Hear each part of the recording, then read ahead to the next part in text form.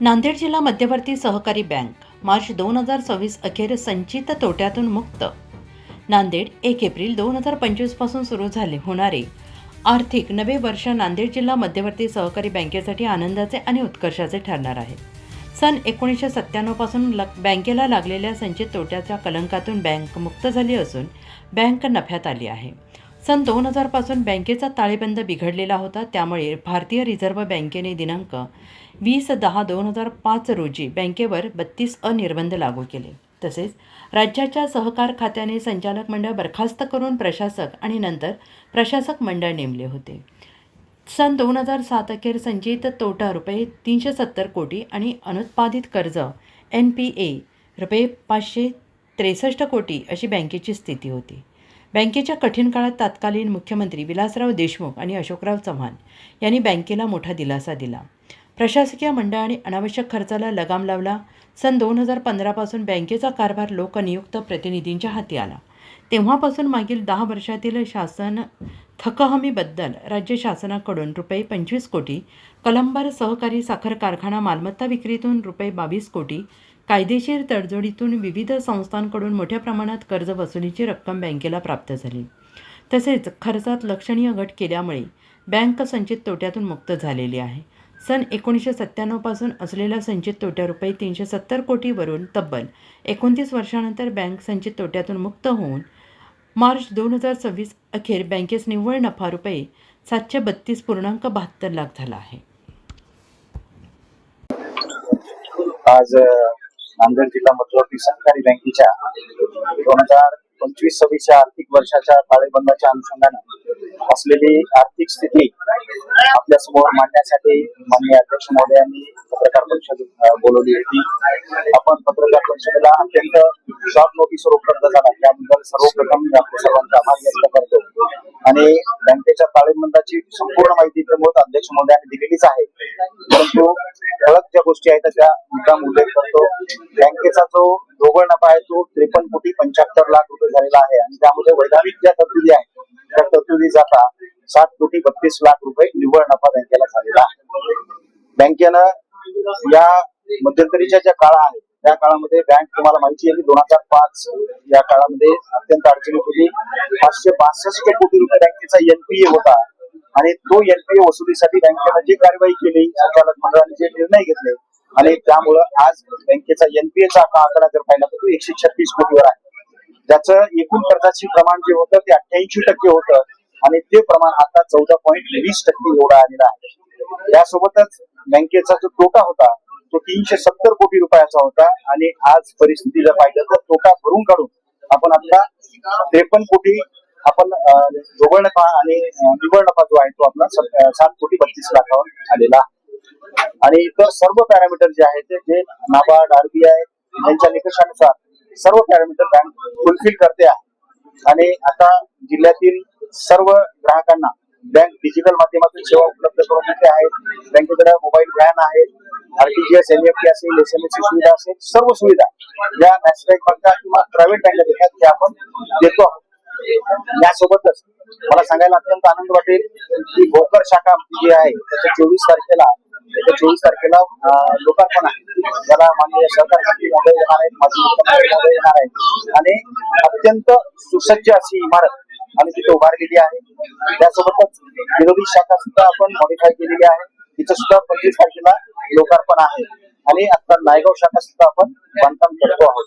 म्हणजे बँकेनं खूप चांगली प्रगती केलेली आहे आणि ती आपल्या माध्यमातून जनतेपर्यंत जावं ही आमची अपेक्षा. बँक नफ्यामध्ये येण्यासाठी कुठले निर्णय बँक नफ्यामध्ये येण्यासाठी अत्यंत चांगले निर्णय संचालक मंडळाने घेतले. त्यामध्ये वसुलीसाठी खूप मोठे मोठे निर्णय झालेले आहेत. ज्या जी वसुली होणं शक्य नव्हतं ती वसुली सुद्धा आपण केलेली आहे आणि ती वसुली झाल्यामुळं आपली प्रगती झालेली आहे. एकूण किती कर्मचारी किती आवश्यक आहे? एकूण आपल्याकडे आता 150 कर्मचारी आहेत. 541 कर्मचाऱ्यांचा प्रतिबंध आपल्याला मंजूर आहे, परंतु कर्मचाऱ्याचा अभाव असताना सुद्धा कमी कर्मचाऱ्यामध्ये खूप चांगलं काम कर्मचाऱ्यांनी केलेलं आहे. सर, जिल्ह्यातील साखर कारखाने जे आहेत त्यांच्याकडे किती कोटी थकबाकी जिल्ह्यातील आतापर्यंत आपण जर पाहिलं तर खूप मोठ्या संस्थांमध्ये मोठ्या प्रमाणात 562 कोटी रुपये दिले होता. आपण आता तो वसूल करत आलेलो आहोत. आता फक्त 136 कोटी रुपये राहिलेला आहे, ज्यामध्ये प्रामुख्याने 4 कारखाने आहेत, 5 कारखाने आहेत. गोदरमनाथ सहकारी साखर कारखाना असेल, कलंबर असेल, त्याच्यानंतर जयांबिका असेल, हुतात्मा असेल आणि जय शिवशंकर या 5 कारखान्याकडे 130 कोटी रुपये येणं बाकी आहे. आणि इतर जे आहेत ते मग इतर संस्था छोटे छोटे आहेत. बँकेमध्ये सेव्हिंग सस्पेन्स सेपरेट आहे, त्याच्यामधले जे पैसे आहेत ते मंडळ आपण बँक वापरता येईल का त्यांना? नाही बघा, सेव्हिंग सस्पेन्स मिनिट का ओपन केलं जात आहे, कारण तिथं अकाउंटचे डिटेल नसतात तर ती सस्पेन्सला रक्कम जाते. परंतु ज्यावेळेस ती डिटेल उपलब्ध होतात ती सस्पेंड होऊन ती डायरेक्ट त्यांना दिली जाते. परंतु अशा अमाऊंट जर असतील जास्त तर त्या आरबीआयला 10 वर्षांनंतर पाठवावे लागतात, ते आपण पाठवतो. नांदेड जिल्हा मध्यवर्ती सहकारी बँकेची 31 मार्च 2026 ची बॅलन्स शीट आणि गेल्या 10 वर्षामध्ये जिल्हा मध्यवर्ती बँकेने केलेली प्रगती याची सर्वांना माहिती व्हावी यासाठी आज आपण पत्रकार मित्राला आणि इलेक्ट्रॉनिक मीडियाच्या आमच्या सर्वांना इथं या ठिकाणी निमंत्रण दिलं. मोठ्या संख्येनं आलेले ते उपस्थित आहेत, त्याबद्दल मी त्यांचे मनापासून आभार मानतो.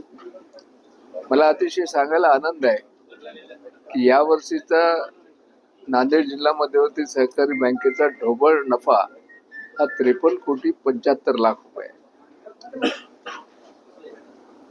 त्याचा आता आपल्याला वैधानिक तरतुदी करावी लागतात वेगवेगळ्या टॅक्स लागू नये म्हणून. ते केल्यानंतर 7 कोटी 15 लाखाच्या वर द्यायला निव्वळ नफा मिळाला.